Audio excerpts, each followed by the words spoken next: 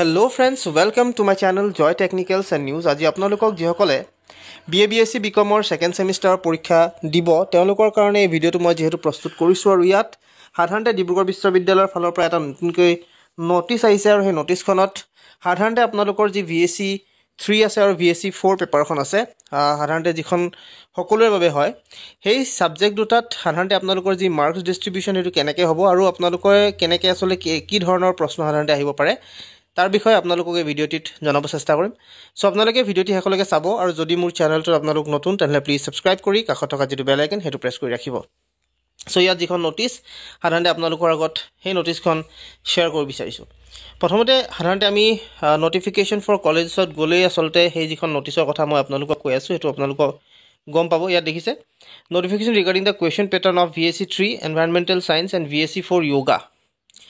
ইয়াত এতিয়া মই যদি চাও কি কথা কোৱা হৈছে আপোনালোকে গম পাব বা আসলতে কেনেকৈ আপোনালোকৰ প্ৰশ্নখন আহিব হেতু আপোনালোকে গম পাব যোগা আৰু লগতে এনভাইৰনমেন্টেল সায়েন্সৰ VSc 3 আৰু VSc 4 ৰ BA BSc BCom যিসকল NEP ৰ হয় তেওঁলোকৰ কাৰণে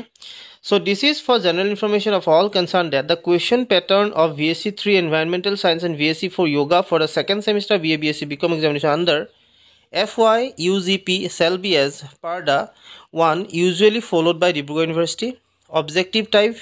10% of total marks, short answer types 20% of total marks, and descriptive type question 70% of total marks. Further, the breakup of marks for the paper VSc 3 is 40 theory marks plus 10 in SEM, while for VSc 4 it is 25 theory plus 15 practical plus 10 in SEM. So etia absolute etu ji paper hey paper khonor asolte jitu apnalokor pattern hobo questioner jitu pattern apnalokor jitu proshno sadharante keneকুৱা ধৰণৰ marks carry কৰিব প্ৰথম কৈছে যে apnalokor objective type question 10% আহিব apnalokor যদি 50 marks or যদি apnalokor paper হয় তেতিয়া হলে 10% যদি 50% or হয় তেতিয়া হলে 10% or total objective type আহিব সাধাৰণতে আপোনালোকৰ 10% or short answer type আহিব 20% আৰু descriptive দীঘল যিবিলাক প্ৰশ্ন হেবিলাক আহিব 70% প্ৰথমতে 10% সাধাৰণতে হৰু যিকেটা প্ৰশ্ন হেখিনি objective এক নম্বৰীয়া প্ৰশ্ন যাক কয় short answer type সাধাৰণতে এটো 2 নম্বৰ বা তেনেকুৱা ধৰণৰ যেটো প্ৰশ্ন হ'ব short answer type question হেখিনি 20% আৰু 70% আপোনালোকৰ সাধাৰণতে হ'ব দীঘল প্ৰশ্ন এটো হৈছে আপোনালোকৰ প্যাটাৰ্ন আসলে এনেকৈ আপোনালোকৰ প্ৰশ্নবিলাক দিব এয়া লাগিলে VSc 3 এ হওক বা VSc 4 এ হওক এতিয়া ইয়াত আপোনালোকক কৈছে VSc 3 ত আসলতে কিমান কেনেকৈ মাৰ্কস বিলাক ডিস্ট্ৰিবিউট হ'ব 40 আপোনালোকৰ থিওৰি থাকিব 10 আপোনালোকৰ ইনসেম থাকিব VSc 3 ত আসলতে 40 থিওৰি হ'ব আৰু 10 ইনসেম হ'ব আৰু VSc 4 ত 25 থিওৰি মাৰ্কস 15 মাৰ্কস প্ৰ্যাকটিক্যাল থাকিব আৰু 10 মাৰ্কস এটা আপোনালোকৰ ইনসেম মাৰ্কস থাকিব সো টোটাল আপোনালোকে যেহেতু 40 ইফালে 10 50 হৈ গল আপোনালোকৰ VSc 3 আৰু VSc 4 ত হৈ গল 25 15 40 আৰু ইফালে 10 50 মাৰ্কস সো 50 মাৰ্কস আপোনালোকে বুজি পাইছে গুটেই প্যাটাৰ্নটো কেনেকুৱা হৈছে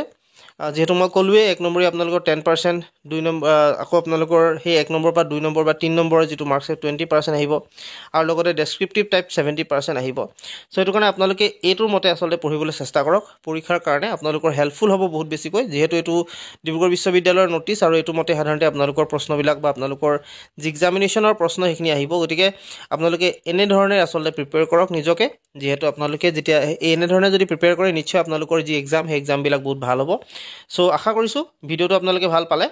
যদি ভাল পালে তেন্তে প্লিজ লাইক শেয়াৰ আৰু সাবস্ক্ৰাইব কৰিব লগতে কাষত থকা যেটো বেল আইকন হেতু প্ৰেছ কৰি আৰু যদি কিবা কমেন্ট থাকে যদি জানিব লগা থাকে তেন্তে আপোনালোকে কমেন্ট কৰিব সো আজিলৈ এইখিনি ৰাখি এইখিনি জনাই এই ভিডিওটো পা মই বিৰাম ধন্যবাদ